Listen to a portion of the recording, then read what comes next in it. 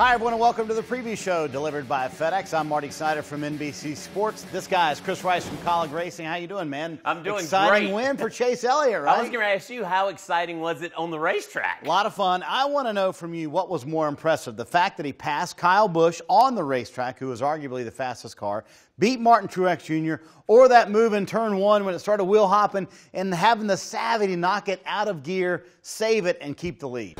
I believe all of that was just one and all, but passing Kyle Busch probably got me cold chills, and just watching somebody passing the big three was definitely the spot in the race that I knew Chase Elliott had a shot to win.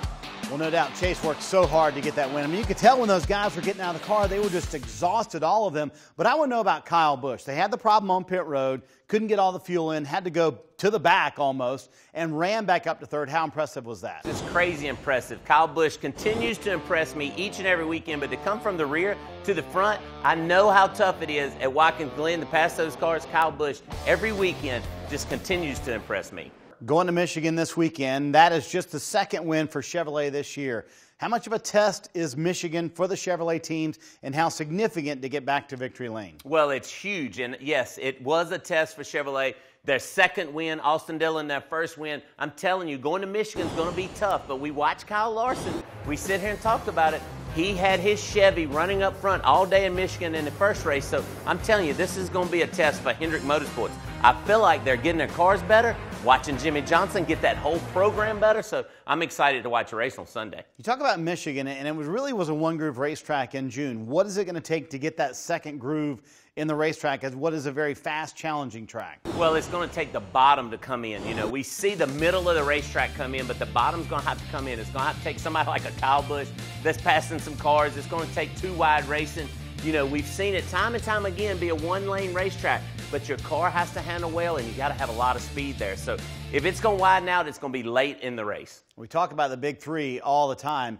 This is actually not the best racetrack for the Big Three. It's been 7 years since you've seen one of the Big Three win at Michigan. Does that open the door for other drivers maybe to get to victory lane?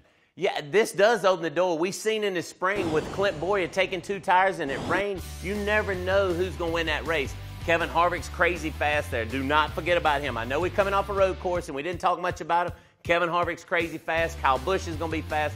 The one that kind of is not super fast there is Martin Truex Jr. So it does open the door for a Kyle Larson, a Chase Elliott, Jimmy Johnson, somebody like that to get their win this weekend. All right, time for our NASCAR Fantasy Live picks. You've talked about a lot of guys. Who are you going to go with? I'm going with Kyle Larson, everyone. I feel like that this is his weekend. I feel like Chevy's on a roll. They're getting their cars better. They're learning what they need to know inside and out of a race car with their new body. So I'm telling you, I'm going with Kyle Larson. I'm going to go Denny Hamlin this weekend. A little bit of a, maybe off of what everybody else thinks you should go with. But I think that they're a team that's gotten the speed. They just haven't put a race together. And if they can put a race together, I think they're going to win before the regular season is up. I believe you're right. And it's pit road stuff that you have to keep in mind when you're putting a whole race together. Pit road always a key for the 11 team, no doubt about it. Hey, make sure you check out NASCAR.com all weekend long. Live leaderboards, in-car audio, all your news updates before and after the Michigan race as well. And make sure you check out NBCSN, 2:30 p.m. Eastern on Sunday.